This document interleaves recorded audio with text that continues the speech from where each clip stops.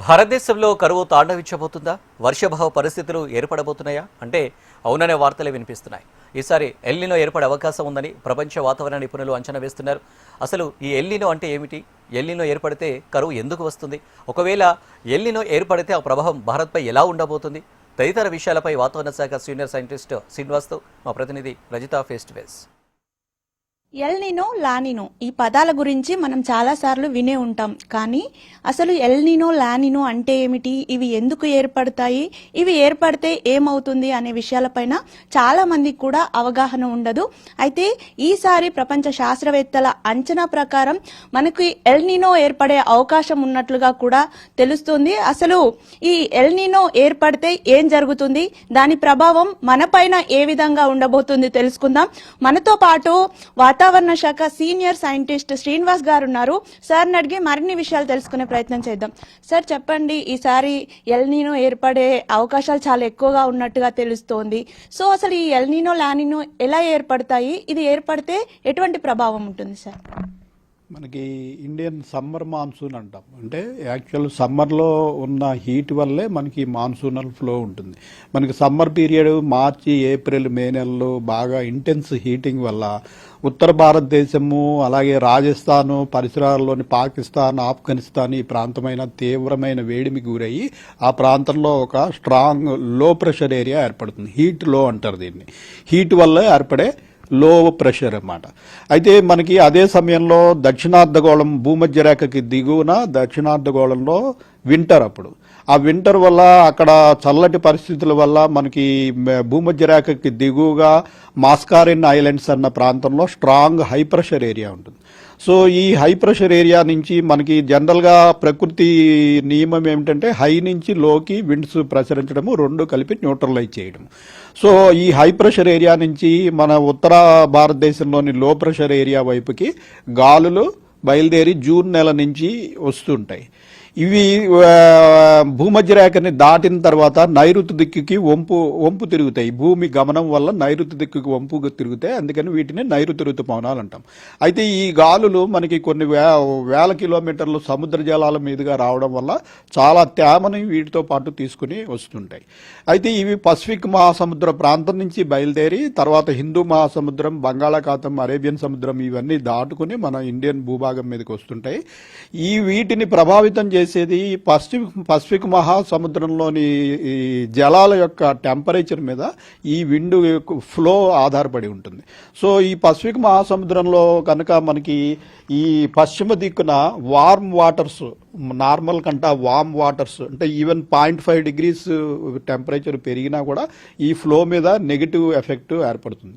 So అటువంటి దాన్ని మనం ఎల్నినో అంటాం. అంటే ఈ పశ్చిమ దిక్కులో ఉన్న పసిఫిక్ మహాసముద్రంలోని జలాల యొక్క టెంపరేచరు 1 degree 2 degree పెరిగినట్టయితే ఇంకా తీవ్రమైన ఎల్నినోగా పరిగణిస్తాం. అప్పుడు ఏమవుతుందంటే మనకి ఇటువైపు రావాల్సిన మాన్సూన్ విండ్స్ డైవర్ట్ అయ్యి ఆస్ట్రేలియా అలాగే సదరన్ అమెరికా వైపు వెళ్ళిపోవడం వల్ల మనకి ఈ ఫ్లో తగ్గిపోవడము, మనకి మాన్సూన్ ఎఫెక్టు, మనకి ఈ వర్షాభావ పరిస్థితులు ఏర్పడుతుంటాయి. అట్లా కాకుండా మనకి ఈ పశ్చిమ తీర పసిఫిక్లో కనుక తక్కువ టెంపరేచర్లు ఉన్నట్టయితే మరింత అనుకూలమైన పరిస్థితులుండి అది లానినా అంటాం మనం. లానినాలో మనకి వర్షాలు పుష్కలంగా పడి మంచి పూర్తిగా మనకి వర్షాభావ పరిస్థితులు లేకుండా చక్కగా ఉంటుంది. అయితే దీన్ని ప్రభావితం చేసే మరొక సిచ్యుయేషన్ ఉంది.